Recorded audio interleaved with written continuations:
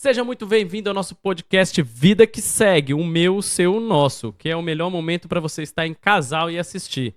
Está aqui com a minha linda esposa, Ana Carolina. e eu sou Michael Keller, e solta a vinheta.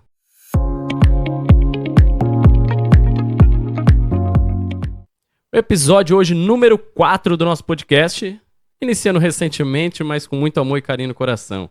Hoje o assunto será introdução ao padrão bíblico no casamento. Esse podcast será dividido em duas partes. A primeira será a origem do casamento. A segunda, o papel de cada cônjuge. Qual que deve fazer? Mas antes da gente continuar, curte e compartilhe aí com o seu cônjuge para vocês assistir juntinho, coladinho, que vale a pena. Eu digo até para nós que seria muito importante se a gente já tivesse um podcast desse para assistir quando a gente começou, né? Com certeza. Ajudaria muito em algumas dúvidas que a gente acaba tendo, que muitas vezes a gente faz assim, eu até brinco aqui, casou e agora, o que fazer? Seria o nosso maior objetivo aqui, mas tem gente com 10, 15 anos de casado que ainda tem essa dúvida. E Ainda agora, não sabe. o que fazer, né? Então a gente vai iniciar com a origem do casamento. Mas antes de começar, eu queria que minha esposa dissesse aqui algumas palavras sobre o que a gente quer falar sobre esse podcast, que não é um podcast 100%, né, religioso, mas tem um propósito. Então, nosso podcast, como nós já dissemos algumas vezes, nós usamos a Bíblia como referência de fé, prática e para tudo que nós precisamos. A Bíblia é o nosso manual e ela que nos guia. Para deixar bem claro para vocês, esse não é um podcast religioso. Nós usamos a Bíblia como referência no nosso livro de fé, de prática, para tudo que nós precisamos. Então, você que não é cristão, fique conosco. Você vai aprender muito o que nós já queríamos ter aprendido quando começamos. E se você ainda não passou por coisas que nós estamos passando, fique conosco para você aprender. E quando chegar o seu momento, você saber o que fazer. A gente usa princípios cristãos no nosso casamento que nos ajudou a evoluir com o tempo. Então a gente Isso. acaba usando isso e querendo compartilhar com alguns de vocês que queiram melhorar um pouco a sua vida como casal. Então, para iniciar a origem do casamento, a gente resolvi pegar duas partes bíblicas, né? Uma é Gênesis 2, 24. Vai aparecer aí na tela abaixo para vocês lerem junto com a gente. Por essa razão, o homem deixará pai e mãe e se unirá à sua esposa, e eles se tornarão uma só carne. Então essa é uma parte assim muito importante sobre o casamento, que você tem que entender que quando você casa, você deixa realmente pai e mãe. Você sai do seu lar para isso. Então quem casa quer casa, quem casa tem que sair de casa, tem que procurar algo para você estar junto com o seu marido ou com a sua esposa. Então a partir do momento que você decide casar, você tem que lembrar que você não é dois, você se torna um só. E para isso tem outro trecho também da Bíblia, né, que é Mateus 19, 4 a 6. Aí você dá uma lida pra gente para completar essa parte. Ele respondeu: Vocês não leram que no princípio o Criador os fez homem e mulher e disse: Por esta razão o homem deixará pai e mãe e se unirá à sua mulher. Os dois se tornarão uma só carne. Assim, eles já não são dois, mas uma só carne. Portanto, ninguém separe o que Deus uniu. É isso mesmo. Então, como é que a gente falou, né? Casamento é isso. É a união entre duas pessoas que se tornam uma só. E a gente fala, né, que o casamento é 3, né? É o marido, a esposa e Jesus junto. Cristo né? está junto. Então, isso é muito importante. A gente tem que colocar no nosso casamento essa união. Entender que a gente deixa de ser dois e se torna um. Isso é muito importante. Porque aí você começa a pensar, né? Não só no seu próprio interesse, você pensa no interesse comum. Você deixa de pensar em si, deixa do seu egoísmo. Abandona o seu egoísmo e passa a olhar com uma visão de que vocês dois precisam andar juntos, pensar juntos, sonhar juntos e caminhar juntos. A gente vai falar sobre isso hoje aqui. Então hoje a gente vai dividir em 5 tópicos aqui, tá? A origem, o homem e a mulher. Casamento, baseado em Adão e Eva. A unidade e relacionamento e espiritual e propósito de companheirismo. Então, anota aí, se você achar interessante algum tema, pode escrever aí embaixo. Falou, Michael, eu achei interessante isso, Ana, eu achei interessante aquilo. Seria um assunto bacana pra gente debater, conversar junto, tá? Então, assim, quando a gente fala da origem, né, a origem do homem e da mulher, a gente começa com Adão. Adão, a palavra Adão em hebraico, ela vem de humanidade, né? Então, assim, terreno, algo que começou. Adão foi o início de tudo. Foi a partir de Adão que tudo se iniciou, e depois de Adão veio Eva. E quando Eva veio, ela veio da lateral de Adão, né? Então ela não veio nem de cima nem de baixo, ela veio da lateral de Adão. Então vou usar aqui mais uma parte, um versículo bíblico, Gênesis 3:20. Adão deu à sua mulher o nome Eva, pois ela seria a mãe de todos, ser vivente. Então a gente se iniciou a partir de Adão e Eva, né? Então quem acredita no cristianismo, que nem a gente acredita, ele inicia a partir daí, né? Tudo iniciou a partir de Adão e Eva. Quando Deus criou o homem, soprou o fôlego da vida nele, aí foi o início da criação. E a partir daí, então, se foi a origem. A gente teve a origem, Adão e Eva. Aí depois a gente parte para o casamento, que se chama Adão e Eva. Foi onde eu falei. Quando Deus foi criar Eva, ele tirou uma costela da lateral de Adão. Isso. E não foi de cima, não foi de baixo, foi da lateral. Porque a gente tem que entender que a esposa, ela não está em cima, não está embaixo. Ela está do seu lado, igual. A igualdade, a parceria. Então a costela representa essa igualdade e parceria entre o casamento. Isso. E trazendo para a fisiologia humana, na costela você encontra o DNA. Então a mulher, ela tem esse poder do DNA também da casa, né? A mulher, ela tem que trazer o DNA para o seu lar. Então quando Deus tirou da costela, ele já sabia até disso, né? Isso, aí a gente tem que entender que no casamento, quando a gente já falou se torne um. Isso. E ainda a gente se fala dessa parceria. Que é estar ao lado realmente, é igualdade, é parceria. Você conviver num casamento exige isso. Existe realmente a união de um só, estando lado a lado. E nada de competir um com o outro, né? Isso. Porque, você ganha mais, eu ganho menos, isso. Não existe essa competição. Eu acho que tem que ser saudável o casamento a entender que tudo é um só. A gente falou no podcast anterior sobre finanças, né? Então, assim, seria interessante as pessoas assistirem, entender um pouco mais sobre finanças, para poder entender que, às vezes, uma briga tão besta que gera, desnecessária no casamento, porque vocês são um só, não são dois. O tópico número 3 desse podcast fala sobre a unidade e relacionamento, sobre parte do corpo, né? Simboliza a unidade, como a gente tem falado, um único corpo, um único ser. Então, assim, sobre casamento, a gente acaba entrando mais nessa parte de falar assim, o que é meu é nosso, né? Então a gente falou já sobre finanças, sobre isso, a gente falou sobre alguns outros temas que falam sobre isso. Quando você entra num casamento, você tem que estar disposto a se sacrificar para ser um. E eu acho que alguns sacrifícios que a gente acabou fazendo no meio desse caminho levou a gente a perceber o tanto que é importante ser único, né? A gente teve realmente, como acho que qualquer casamento tem atrito, qualquer casamento tem briga, não é um mundo perfeito, não é um conto de fadas. Então, assim, mas demorou pra gente descobrir como tratar isso da melhor forma. E eu acho que muitos casais sofrem não entender a unidade do relacionamento. Que é como descobrir que você não é duas pessoas em uma. Eu acho que a maior dor quando se casa é entender que vocês vão ser só um. Isso. E que vocês vão caminhar juntos. Quando você caminha junto, você divide o fardo. Quando você caminha junto, a carga é compartilhada, né? Não só carga física, mas problemas, finanças, filhos, tudo isso é compartilhado no casamento, né? Então, quando vocês caminham com o mesmo propósito, para o mesmo destino, e tudo isso a gente precisa analisar antes de casar, né? Qual é o seu propósito de vida? O que você deseja? Já pensou se quando a gente casasse, você quisesse morar fora e eu não quisesse, por exemplo? Então, assim, já é um casamento. E acontece bastante nos casamentos, né? Não pergunta antes qual é o sonho. Porque as pessoas não usam o namoro para conhecer, né? Não para conhecer desejos, sonhos. As pessoas usam o namoro para, enfim, outras coisas, né? Mas para você entender que o propósito do casamento é a unidade, o propósito do casamento é a comunhão, o propósito do casamento é você caminhar junto e viver mais tranquilo. Porque quando é dois, quando um está cansado, o outro leva a carga no lugar. Quando são dois, quando um não dá conta, o outro segura as pontas, né? Quantas vezes já aconteceu de, às vezes, um que não está disposto a sair, está cansado, e, enfim, as crianças querem sair. Bem, vai lá, eu vou, tranquilo, ou vice-versa, né? Então, quando você está casado, vocês dois dividem o fardo, vocês dois dividem as alegrias, vocês dois dividem as finanças e o que for necessário. Foi até um dos assuntos que eu anotei aqui, assim, não são seres separados, independentes, vocês são juntos, vocês são um só. Mas não quer dizer que você tem que ser grudado o tempo todo também no outro, né? Quer dizer que eu não vou sair de casa porque o outro não vai. E, gente, você tem sua vida também, tanto que você respeite o limite e saiba aonde ir, respeitando sempre o outro. Eu acho que isso é muito importante. Às vezes eu vejo algumas pessoas que saem de qualquer jeito, não tá nem aí, não dá satisfação. E não é bem assim. A partir do momento que eu falo que você se tornou um, vocês são um. não quer dizer que vocês são grudados também, igual aquele chiclete, né? Que tem relacionamentos que até enjoam um pouquinho. Só vai se for junto. Só vai grudado pra todo lugar, né? Até pra jogar bola, os homens que gostam de jogar bola sofrem que às vezes a esposa tá lá grudada no pé.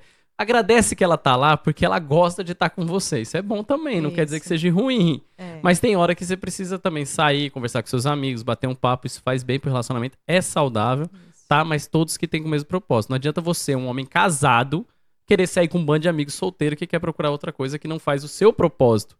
Então analise também aonde você vai. As mesas que você vai sentar, né? Analise mesmo, porque É. vocês estão ligados um no outro e tem Isso. que respeitar todo onde você for.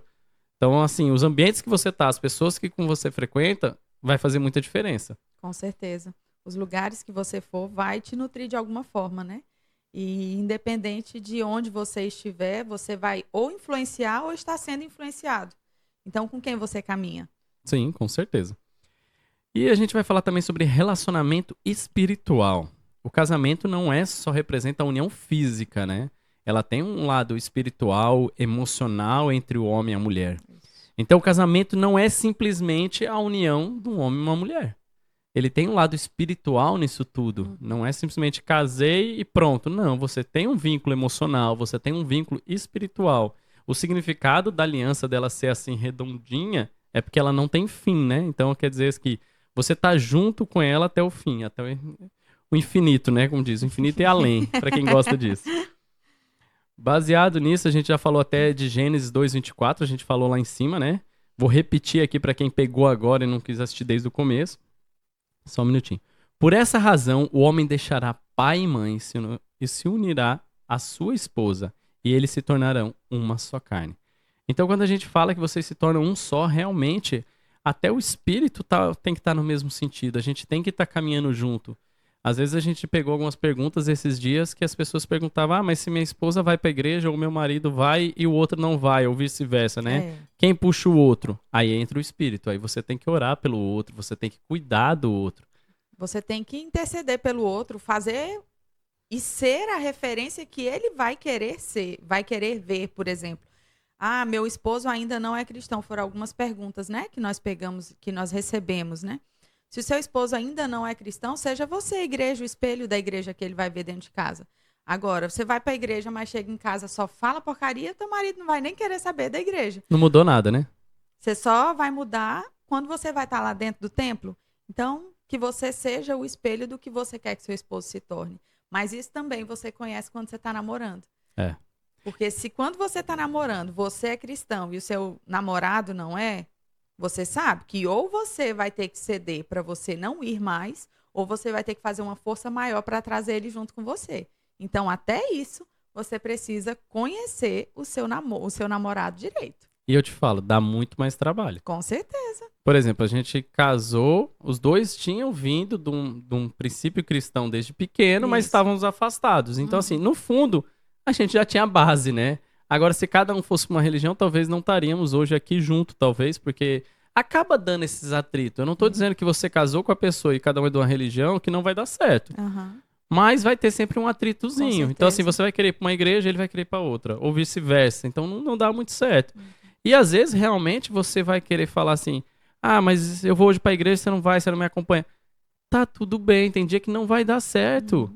Só que isso, com o tempo, vai se adaptando. Vocês vão entendendo que vocês são só um. Vocês vão entendendo que, às vezes, é necessário um ceder também. A gente vai falar aqui na frente sobre isso. Sobre ceder no casamento é necessário. Então, com o tempo, tem que ter a mudança. Porque também não adianta você ir pra igreja e voltar e não ter mudança. Não vai, você não consegue ser o espelho para apresentar para outra pessoa que ela precise ver que foi bom. Eu digo assim, um exemplo do nosso casamento, o tanto que mudou depois que realmente a minha esposa começou a ir mais para a igreja. As coisas mudam, as pessoas começam a amadurecer e entender mais. Então eu comecei a ver nela uma igreja que eu não via. Então isso é muito importante. Eu acho bacana você poder ver na pessoa que está com o seu lado, ver essa diferença. É muito importante. Então, seja você a pessoa que o seu esposo vai se espelhar para se tornar. Então, não seja uma pessoa, uma goteira, como também diz na Bíblia, né? Não seja uma mulher goteira que vai ficar lá reclamando, enchendo o saco o tempo inteiro. Não, seja você o padrão que você quer que a sua casa se torne. Tópico número 5, propósito e companheirismo. Gênesis 2:18 diz... Então o Senhor disse: Não é bom que o homem esteja só. Farei para ele uma aliada que lhe seja semelhante. Isso. Eu uso essa parte, eu vou usar como exemplo o nosso casamento, tá? O que eu acho interessante aqui? Quando eu falo de propósito no casamento e que o homem não anda só e tem uma companheira. Eu digo que eu tenho uma esposa que é mais do que uma esposa, é uma companheira em todos os momentos. Ah, Eu digo que desde o momento que a gente decidiu sair do Tocantins para seguir, né? Eu conto essa história assim para todo mundo. Eu falo, pô, a gente chegou do nada e falou assim: vamos embora pro Ceará. Vamos, simplesmente foi. E assim, eu falo isso com todo o orgulho que eu digo assim, desde que a gente mudou, já vai fazer 5 anos que a gente mudou, saímos do Ceará a gente tá aqui no Piauí, e nesses 5 anos, o principal pra mim foi a base no casamento. Eu digo pra todos assim, não adianta você tá bem no trabalho se você tiver ruim em casa. Não isso. adianta, não adianta. Seu trabalho pode estar excelente, mas se você tiver ruim em casa, não adianta nada. Isso é muito importante. Eu acho que assim, você tem que cuidar da sua casa, você tem que cuidar do seu lar. E não, você não consegue fazer isso sozinho. Isso. Você tem que ter um casamento tranquilo em casa para sua vida toda prosperar. Se seu casamento estiver ruim em casa, não adianta dinheiro no mundo, não adianta prosperidade nenhuma, não adianta cargo nenhum que você tiver, se sua casa estiver ruim, porque ali você perdeu a maior guerra da sua vida. O casamento, a sua casa é o seu maior patrimônio, né? Independente de você ter filhos ou não, de você ter bens ou não, mas o nosso casamento é o nosso maior patrimônio, né? Independente do que a gente já alcançou até aqui, de forma financeira, nada vale, né? Se a gente não estivesse juntos. Além do compromisso que nós temos um com o outro, o nosso maior compromisso é com Cristo, né?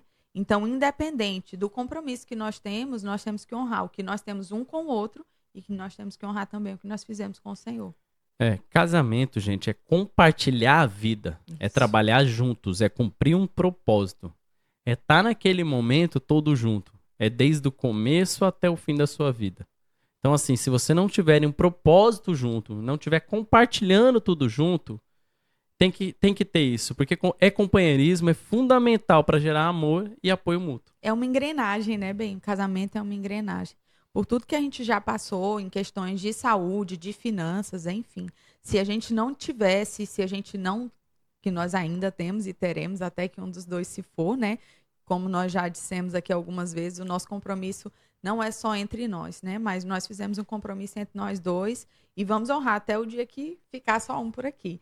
Mas o casamento em si, ele é uma engrenagem. Então, independente de que um queira, se o outro não quiser, não faça. Se um não estiver afim, ou se você tiver que mentir para sacrificar alguma coisa no seu casamento, querida, não faça. Se você tiver que mentir sobre qualquer propósito para ganhar dinheiro, para ganhar status, não faça, porque nenhum benefício na vida vai valer a pena se o seu casamento estiver fracassado.